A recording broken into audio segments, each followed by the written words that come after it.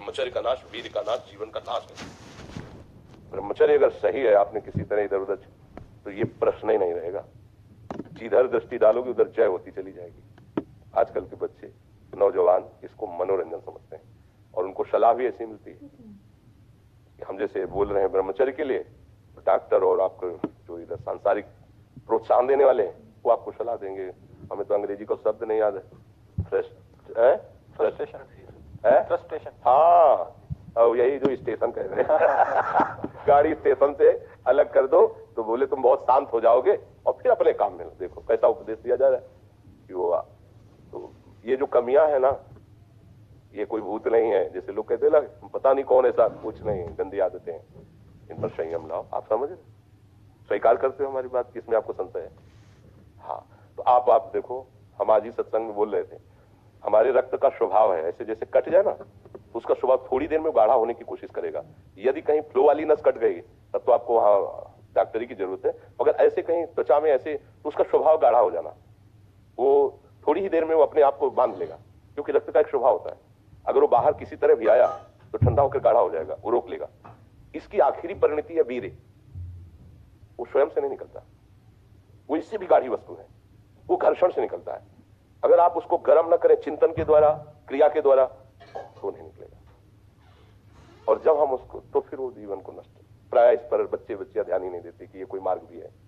और परिणाम क्या होता है कि फिर वो संसार में, जिसे डिप्रेशन कहते हैं, मानसिक रोग से ग्रसित हो जाते हैं, क्योंकि इसका परिणाम यही है, या तो आपको प्रमाद और आलस्य युक्त होकर समाज से अलग पड़ा रहना पड़ेगा, और या फिर आखिरी आत्महत्या कर लें, ऐसी सलाह आपका मन देगा, ऐसी स्थिति में पहुंचा देगा।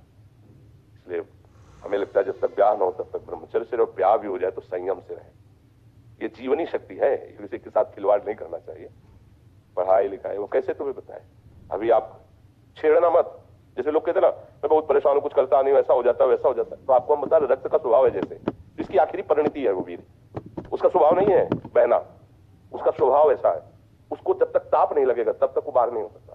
आपने गलत अभ्यास किया, माना 2-4 महीने 5 महीने वो अपने अभ्यासवश पतित होगा, लेकिन आप छोड़िए, उसका चिंतन छोड़िए, उसकी क्रिया छोड़िए, अपने आप वैसे हो जाएगा। जैसे रक्त है, आप 1 महीने में देना शुरू करो, जो देने का नियत कितना, 100-200 ग्राम, 500 ग्राम जो भी दिए, 300 जो भी आप दीजिए, हर महीने तैयार हो जाएगा। और आप ना दीजिए तो आपके शरीर को अभ्यास हो जाएगा, आप दीजिए तो शरीर को अभ्यास हो जाएगा। वो शरीर, अगर आप रोज 300, तो फिर क्या होगा, आप मर जाओगे। समझ रहे ना, ऐसे शरीर की क्षमता, जैसे डॉक्टर जन के देखते हैं तुम्हारी क्षमता नहीं खून देने की, चलिए, क्योंकि अगर निकाल लोगे क्षमता नहीं तो उसकी हानि हो जाएगी। हाँ, तुम्हारी क्षमता है, तुम्हारे अंग ठीक है, तुम स्वस्थ हो, महीने में ऐसा या जो समय अवधि, सोचो रक्त की आखिरी परिणति वो है वीर। और आप क्या कर रहे हैं, रोज कई बार, आपका परिणाम क्या होगा? अगर रोज वो खून निकाला जाए तो आदमी की हालत क्या हो जाएगी?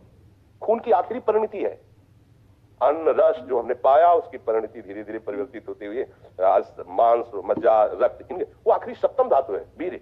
और उसके साथ ऐसा खिलवाड़, कैसा जीवन होगा आपका? तो इस पर कोई विचार ही नहीं करता, समझता है ये तो केवल बाबा जियों का विषय। नहीं, आप मनुष्य शरीरधारी हो, आपको भी संयम से चलना है, और जब तक ज्ञान हो तब तक तो संयम से ही चलना चाहिए। बच्चियों को तो गृहस्थी में अच्छे गृहस्थ बनेंगे जाकर, फिर उनकी हानि नहीं हो पाएगी उतनी।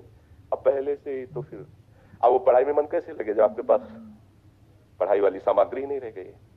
पहले क्या होता था, जैसे गुरुकुलों में स्मृति आपकी कमजोर हो रही है तो मेधा शक्ति बलवान करने के लिए ब्राह्मी उसको पिलाई जाती थी, ब्राह्मी है, ये चीजें क्यों? क्योंकि उनमें इतनी शीतलता, उनमें पौष्टिकता है कि वो वीर का वर्धन करके वीर को रोकेंगी। खास बात उसमें होती थी।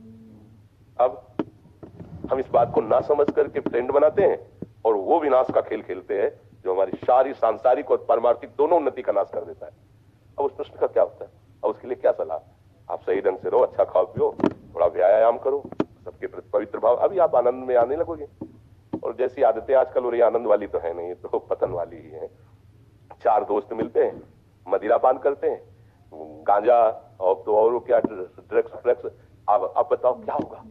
आप इतना विष डाल रहे हो अपने अंदर, इसलिए विषैली चीजें डाल रहे हो, ऐसी गंदी आदतें डाल, आपका जीवन क्या होगा? कैसा खिलवाड़ किया जा रहा है मनुष्य शरीर से, जबकि ये देव दुर्लभ ही है भगवत प्राप्ति। इसके साथ कैसा, तो बच्चों को ना तो सत्संग मिल रहा है, ना शास्त्र स्वाध्याय मिल रहा है, ऐसा ही संग मिल रहा है जो पतन का कारण क्या हो रहा है। अच्छा, बहुत पढ़े लिखे हो और शराब पी के नाली के कीड़े की तरह पड़े हो, माता पिता का अपमान कर रहे हो, मनमानी व्यभिचार कर रहे हो, पढ़ाई लिखाई क्या हुआ? पढ़ा लिखा भाई विद्या तो वही जो विनय, पवित्रता, शालीनता, सभ्यता, नम्रता, ये तो सद्गुण विद्या में आज की रह नहीं रहे।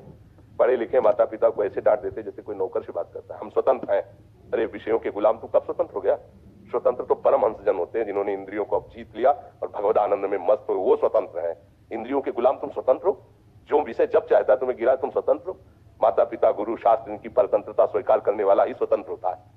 ये मनमानी आचरण जो आजकल समाज में विस्तृत हो रहे हैं ना, ये पतन, अशांति और पाप का कारण बनते हैं।